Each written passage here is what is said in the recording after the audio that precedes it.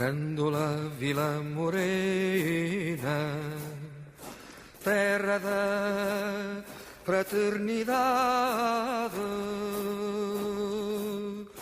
o povo é quem mais ordena dentro de ti a ciudad. Una de tus afirmaciones más recurridas, Joan, es que el capitalismo ha fracasado.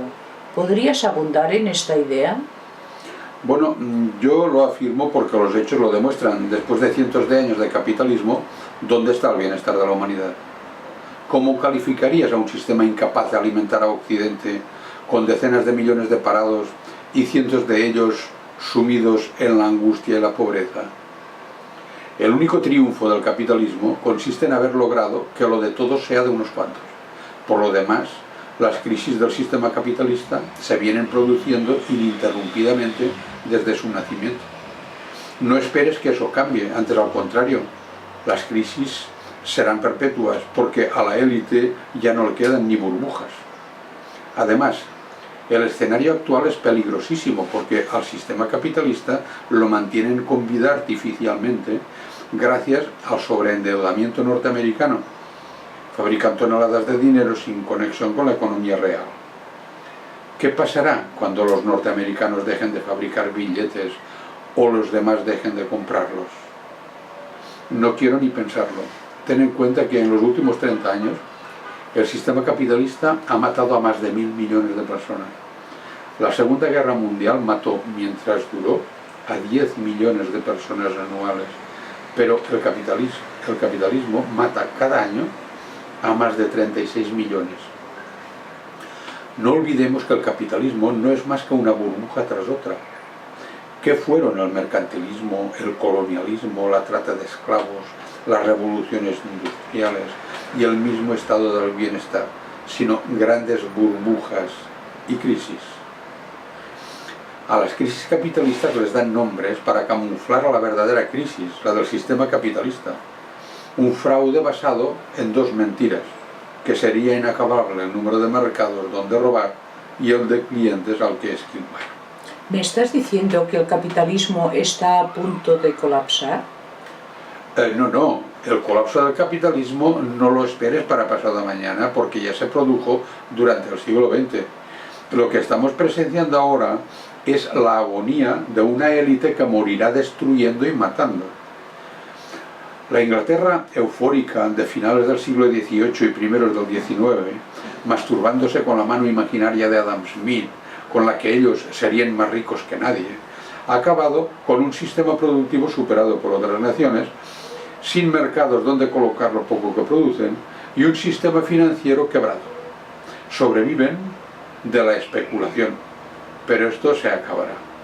Antes de reconocer su error y encaminarse hacia una sociedad sosegada, la élite capitalista destruirá el estado del bienestar, endurecerá las medidas represivas para contener a la población y atacará a países más débiles para controlar sus mercados y trasladarles el descontento de su población. Al mismo tiempo, engañará al público con promesas de bienestar para un mañana que no llegará, porque los demás países recortarán el bienestar e investigarán del mismo modo. Se trata de la vieja y absurda manía de competir y competir para fracasar una y otra vez. El capitalismo tuvo éxito por aquello mismo que le ha llevado al fracaso. Una productividad irracional, la explotación insostenible de capitales, personas y materias primas y el concepto tradicional de mercado libre. Una producción irracional que gracias a la tecnología se ha vuelto tan voluminosa que no pueden colocarla en un mercado regido por la oferta y la demanda. Una producción que desmonta la filosofía calvinista de maximización del beneficio individual, porque el 90% de la población quedará excluido del progreso productivo. Una producción además que no podrá abusar ilimitadamente de las materias primas porque son finitas.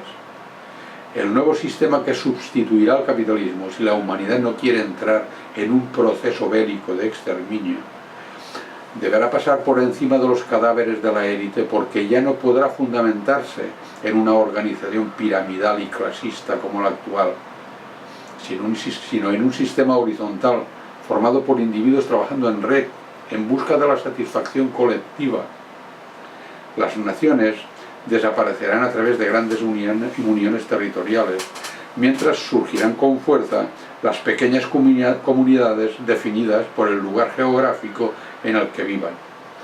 Volveremos a la aldea primitiva, a la tribu, dentro de una aldea global. Un nuevo modo de producción definirá a la nueva sociedad, pero no se basará en la irracionalidad que busque el mayor beneficio individual, sino en la racionalidad que centre su eficiencia en el bienestar de todos. ¿Por qué debería ser así? Porque las necesidades actuales de la sociedad humana así lo imponen. Ya no es posible aplicar el sistema capitalista porque no le sirve ni a la élite.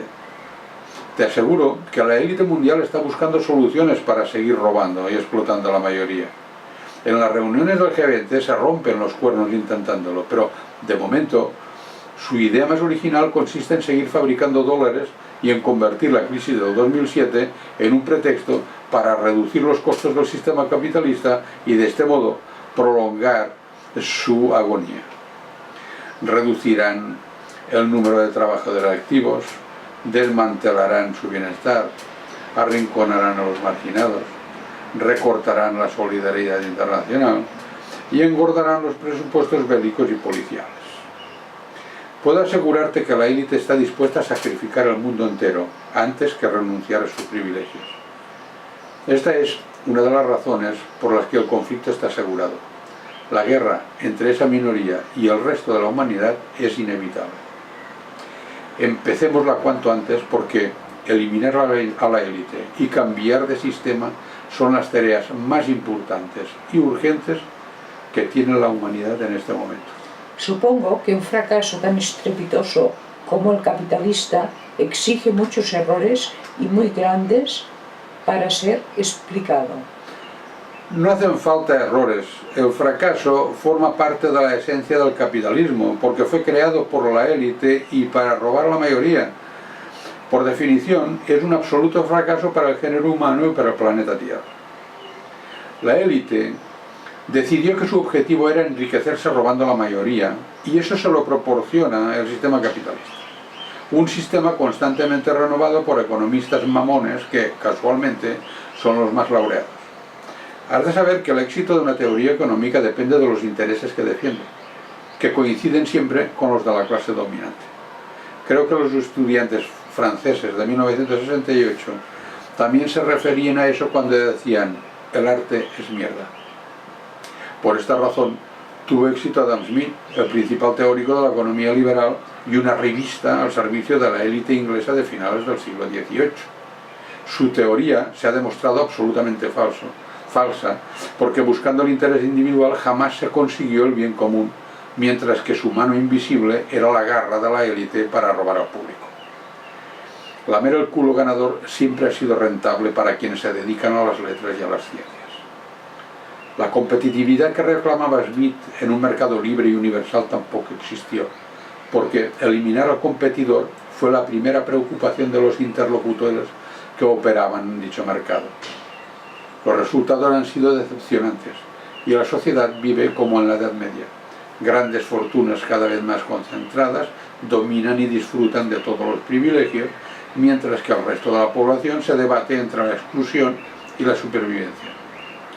Salgamos a la calle y no la abandonemos hasta conseguir los tres objetivos que conoces: nacionalización de la banca, las empresas estratégicas y los servicios fundamentales, creación de una moneda nacional de uso interno para emplear a toda la población y establecimiento de una democracia absolutamente real y directa. Muchas gracias, Joan.